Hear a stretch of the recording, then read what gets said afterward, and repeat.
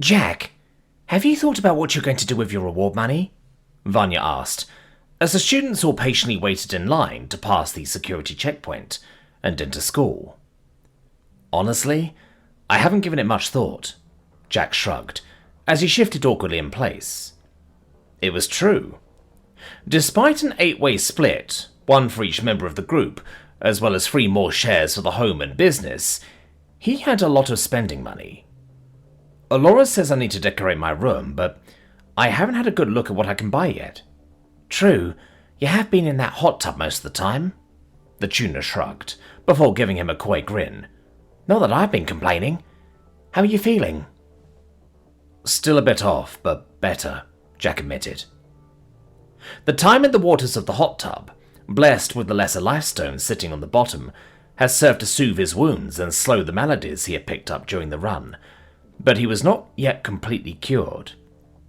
Does seem like things gradually get worse the longer I'm out, but I get the impression it's fading the more I take a dip. Well then, hopefully a few more dips should bring you back to normal. At least whatever you still got doesn't seem to be infectious, Vanya smirked. And I can show you a few sites when we're back, and maybe you can pick up a few posters. Sure, Jack smiled, but my top priority is going to the Etheria Grand Library and getting a few searches running before I do anything else. I know I need to put money down for that, and I checked the prices for it. It's not so bad, but I want to make sure I get the important stuff done first. I still need to find out everything I can about why I'm here so I have a shot at seeing my family again. I'll assist you with that. Chio softly patted him on the shoulder. Don't worry, we'll get there. What about you, Chio? Vanya asked. What are you spending your cash on? I want to run a few inquiries as well, the Ilithi admitted. We have a school break coming up in a few weeks, and I thought it might be fun to explore some possible leads. Ooh, treasure hunting! Scifi perked up from where she was drawing some graffiti on a nearby wall with a pink marker. Shh! Chio warned the scritter, as a few heads turned around. And possibly, as long as we can get there and you all agree to come with me. Though I also wish to buy a few more books on my to-read list, and will probably save the rest. Sounds about right for you, Scifi shrugged. I might pick up a few new drones and maybe some more paint. It's been a while since I properly put a piece up. Might also get some enhancements while I'm at it. I've done some research, and I found this nanogen treatment that can strengthen my wings without needing to replace them or have surgery. What would that involve then? Jack asked, feeling uneasy about where this was going. Don't worry, nothing bad. The scritter grinned at him reassuringly, sensing his unease. They do a full scan of my wings, and the medical software programs nanobots to strengthen them. Then they get injected into a few spots, then over time they do their thing. It's not like I'm replacing any parts. Good, Jack sighed, taking a sip of water. I guess I don't like the idea of outright replacing perfectly healthy body parts with metal. It's better to be comfortable with the way you are. Really? Damn, Scifi exclaimed. You know, I was really thinking about getting some breast enhancement surgery too. Jack spat out his drink in shock at the sudden words. He stared at the scritter with bulging eyes for a few baffled seconds, before she grinned at him. I was only joking, Scifi laughed. Wow, the look on your face! Well, it'll save you having to buy padded bras again, Nika chuckled, causing the scritter to give the Kizan the finger. What about you then? Scifi asked, returning the teasing. Platform shoes? Fuck off, Nika laughed. Pre-booked some tickets to a few events I want to see. Jack's coming with me to see Battle Dome live next time they host it in Naganai. Sure, Jack agreed with a shrug, not having actually been asked. Apart from that, I'm going to go through a few rare bottles of booze I've always wanted to try, and if you're lucky I might even share some with you, the Kizan teased. Then I'm getting a few things for my home gym. Mats, punching bags and targets. Then maybe I can persuade Alora to put that down as a housing expense. Maybe you could with a few of those things, Alora smiled, as long as everyone gets the ability to use it, so no hoarding it in your room. Also, nothing unnecessary. We're not buying a treadmill when there's plenty of space to run outside. How would you know? I hardly see you out there, Nika grinned. Well, maybe we can pick up some good habits during our downtime. Alora smirked back at her. True, though we can also spend some time fixing up the district, Chio pointed out. I know you didn't want the others going through your family's ancestral estate, but perhaps the 5 of us could? Certainly, Allura nodded. That'll be some heavy lifting, but I want us to be careful. I still think there's the possibility to restore some of it. Plus, we still got the shuttle, Scifi added, reminding them of the carcass of a craft they picked up from Tekrilla after the Pallid Pit. We can totally get it fixed up. That too, Allura agreed. I'm sure some of the budget can go towards that. What about your share, Allura? Jack asked curiously. Can't just be for the house, right? Certainly not, Allura smiled.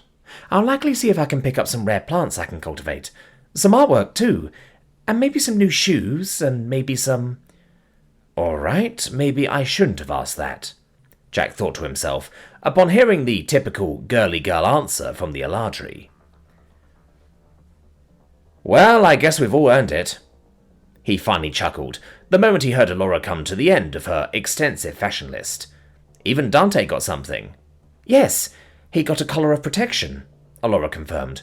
We worked out what it was when we got back and you were dozing in the tub. Nice. Maybe I can buy some dog toys for him or something, Jack pondered, as the cube began to move, and they got closer to the security barrier. What's a dog? Vanya asked, as they got moving. Well, Jack began. Did you hear? Word on the street is someone geeked the Redeemer. Jack heard a whisper from one of his classmates hiss out. Yeah, people have been saying it was Commander Cocaine that killed him, someone else responded. Fucking awesome. Motherfucker, Jack thought to himself, as he lined up for music class, joined by Scifi, Nika, and Vanya. Though he had attended this class before, it had been a sort of limbo for him, as he hadn't officially been inducted by the teacher yet, due to the Killer Clown attack. Already sent our evidence to the Church of Cyrus, Nika whispered, with a slight hint of amusement, almost like the Kizzen knew what he was thinking. They'll know it was us, and that'll be some extra pocket money. Hope so, Jack whispered back, looking around to see if anyone was listening in. Wouldn't that be thrown into doubt if someone else is claiming the kill? Maybe, Nika shrugged. People have tried before, but you'd have to be very good to try and scam people, and if you're caught it rarely ends well for anyone dumb enough to try. Besides, Commander Cocaine hasn't tried to claim your kill. It's just dumb rumours, so don't worry. It works in our favour anyway, since we don't want to be attracting any attention right now. All right, everyone. In you come. A melodic voice called out from within the classroom, and the students quickly filed in. As Jack stepped into the music classroom, he couldn't help but notice how wildly different it was from any room back on Earth. The walls shimmered in translucent colours that shifted with the ambient sounds from students filtering in, creating a gentle hum that reverberated through his chest. Instruments of all shapes and sizes, some of them somewhat vaguely resembling violins or drums from Earth, others completely alien to him, were set on stands around the spacious, well-lit room. Ah, you must be the great Mr. Frost I've had the pleasure of hearing so much about. The same voice chirped out flamboyantly, as Jack put eyes on the speaker. This was his first time seeing Mrs. Trelevar in person, and she was different than he was used to. A coral-like, column-shaped figure, at least 2 heads taller than him, Mrs. Trelevar has 6 arms, each one holding an instrument, or at least what Jack guessed were instruments, that emitted various colours and tones that matched their movements. Yes, Mrs. Trelevar, Jack nodded dutifully, looking down at the 2 back orbs he assumed were her eyes, in the middle of her torso, where he also saw a small mouth containing few teeth. As his gaze looked even further down, he was almost taken aback that Mrs. Trelevar didn't seem to have any feet. I'm Jack. Pleased to finally meet you in person. Indeed, this is a long-anticipated, long-delayed greeting, Mrs. Trelevar exclaimed happily, and Jack started in surprise as the teacher suddenly zoomed to her desk, picking up a clipboard in the process.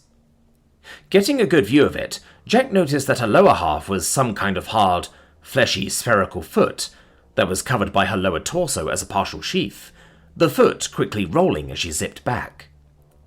It is a shame we were unable to meet before now.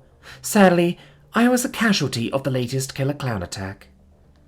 No apology needed, miss, Jack interjected politely. Thank you. The alien smiled, handing him some papers. Here is some supplementary material that will help catch you up on the curriculum, though I do not know what musical education you may have received previously from your homeland.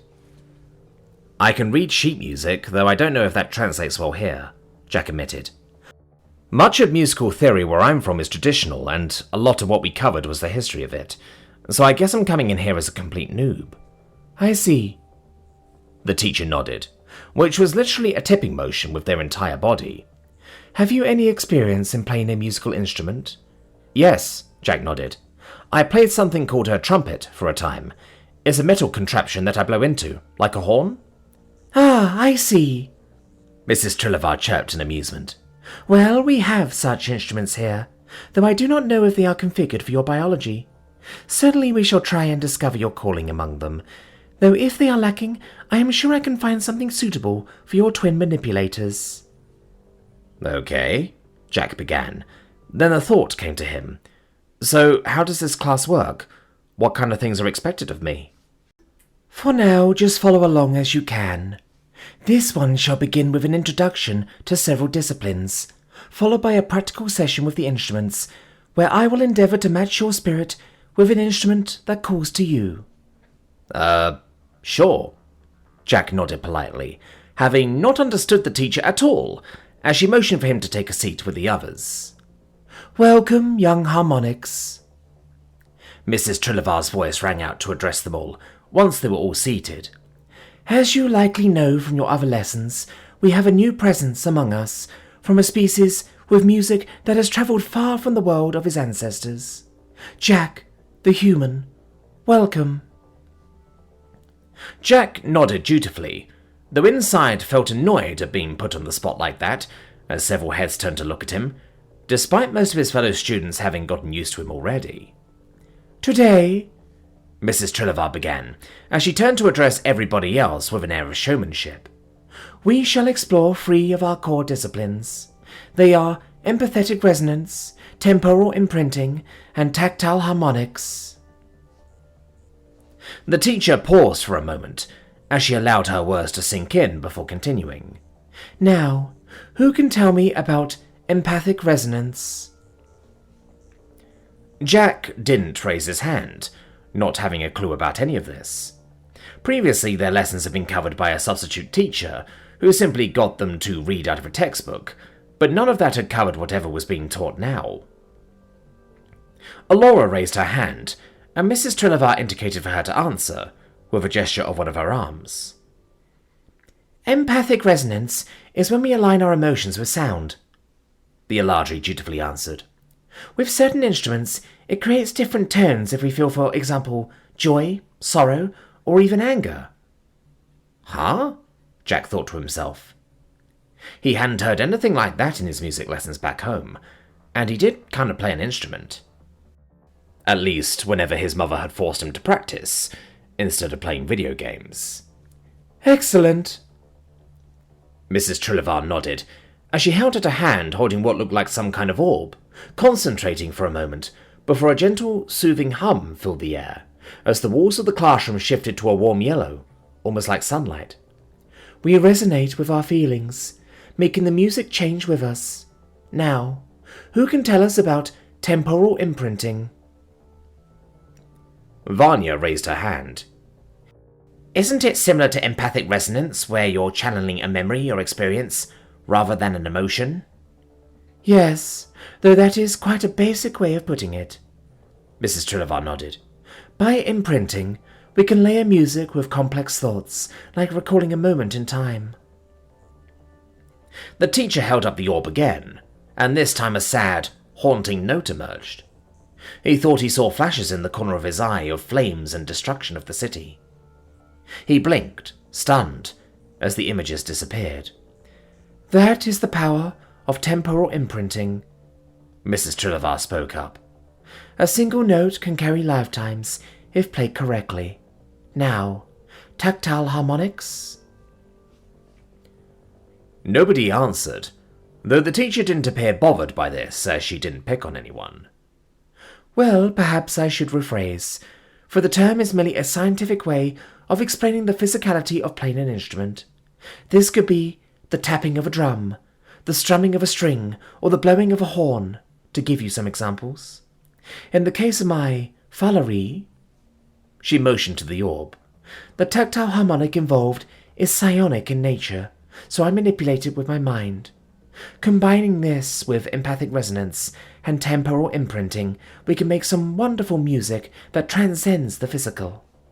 Now then, open your textbooks to page 162, and we will go over this in greater detail before we disperse for our practical sessions. As the theoretical part of the music class wound down, Mrs. Trillevar clapped her hands, which to Jack sounded almost like wind chimes gently ringing from a light breeze, and the wall shimmered to a neutral beige colour. Now, students, it is time to put this lesson into practice, she announced, her many arms gesturing gracefully to the racks of instruments along the walls. Not knowing what to do, he watched as several students got out of their seats, some of them beelining for specific instruments and claiming them before returning to their seats, while others took some more time with their selection, perhaps looking for some novelty. "Ah, Jack," Mrs. Trillevar spoke up as she approached him. "I have taken the liberty of choosing your instrument for you for today. In the supplemental material I've given you, it explains what each instrument is, just in case you don't have them where you're from, but for now, you can try the Kelrian." The instrument she handed him was similar in shape to a violin from Earth, but only vaguely so. Its body was sleek and elongated, translucent like frosted crystal, and instead of traditional strings, there were 3 glowing lines of energy, each pulsating with a soft, colourful glow, with one being a deep green, one a vibrant blue, and one a pale, flickering gold. "This is used with 2 manipulator limbs like you have," the teacher continued. "The strings, as you may have noticed, are not made of mere wire, but of harmonized energy. Each string will resonate not only with your touch, but also with your emotions and intent." "Right," Jack began, looking around. "And you want me to just play it?" "Just play it for now," the teacher smiled. "Have a feel for it. I don't expect you to be able to test out the lesson objectives right away, but I can at least see what I have to work with." Jack gave a hesitant nod. He'd never played a violin back on Earth, though he had tried playing his brother's guitar once when he was younger, thinking he'd look cool, but this was a whole different beast. As he carefully took the instrument into his hands, he was surprised to feel it respond, the glowing strings humming softly as if greeting him.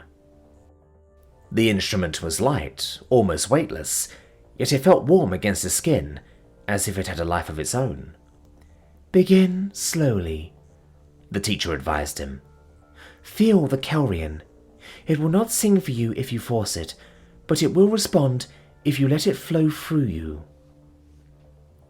Nervously, Jack raised the bow-like object that came with the instrument. It was not made of wood, but rather a thin strand of some iridescent material, almost like woven light. He drew the bow across the green string, but the resulting sound was more of a harsh, grating squeal than the soft, melodic tone he was hoping for. Jack flushed with embarrassment, as several of the others around him winced. Alora chuckled softly from next to him. "Jack, you're trying too hard. It's like trying to yank sound from it rather than letting it come to you." "In my defense, I have no idea what the hell I'm meant to be doing," Jack grumbled. "Back on Earth, I just had to blow air and fiddle with my fingers to get a trumpet to work." Taking a deep breath, Jack tried again, this time closing his eyes. He thought of something peaceful, like the gentle patter of rain on his bedroom window back on Earth, with the warmth and security of his former home. He focused on that memory, letting the sensation wash over him. As he drew the bow across the string again, this time a gentle, resonant note filled the room. It wasn't perfect, but it was far smoother, and the energy string responded by glowing brighter, shifting to a deeper, richer green, though of course he couldn't see it. But somehow, he could feel it. He lost track of time as he continued to experiment with the Kelrian. The longer he played, the more natural it began to feel, as if the instrument was learning him just as much as he was learning it. He was almost disappointed when the bell rang, and as he handed the instrument back to Mrs. Trilivar, he felt a sensation almost like contentment. Perhaps there was something else he could buy with his share of the reward, after all. Ah, looks like that's all we have time for today.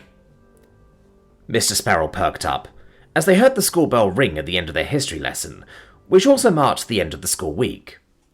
It had been quiet and relatively uneventful since the music lesson they had, but considering everything they had been through, uneventful, boring, and mundane was perfectly fine with all of them. Even Scifi wasn't complaining about the lack of anything interesting happening for a change. As they all began packing up their bags, the teacher carried on. For your homework, I want you all to write me an essay of at least 3 pages on a galactic scale conflict of your choice among those we have discussed. He spoke up over the sounds of the students rummaging around. Detail the causes, key events, and the aftermath. You have 2 weeks to get it done. He ignored the resulting groans from the students. Though Jack had hungrily taken notes during class, always eager to learn more about the alien galaxy he found himself in, he knew he still lacked context outside of the classroom, so he would need to pick his conflict carefully. Also, Mr. Frost, Miss Glenfarinax, Miss Darcy, Miss Hawker, and Miss Phallos, please remain behind after class, Mr. Sparrow added, almost as an afterthought. The 5 of them all looked at each other, nodding without speaking. They knew they hadn't done anything wrong, so it was probably something else. You wanted to see us, sir? Alora asked, as the group walked up to Mr. Sparrow's desk, having waited for their fellow classmates to leave ahead of them. Ah, yes. Please sit. The squarry nodded, motioning for Jack and the others to do so, as he handed the human a letter. You're going to want to read this, Jack. Seeing that Mr. Sparrow wasn't going to elaborate, he opened the letter and began to read. To the esteemed Jack Frost. Word of your remarkable deeds has reached my ears, carried upon the elusive whispers that traverse the shadows of our city, as well as that of my former colleague, Hensel Sparrow. Your exploits have piqued my curiosity. In my line of work, few stories are wholly believed until proven firsthand, and fewer still are worth the time it takes to uncover their truth. To that end, I wish to meet you where we may converse freely. Enclosed are the coordinates for a secure meeting location, as well as instructions on how to reach it. I expect you there tonight. With utmost curiosity and regard, Sable Kryn.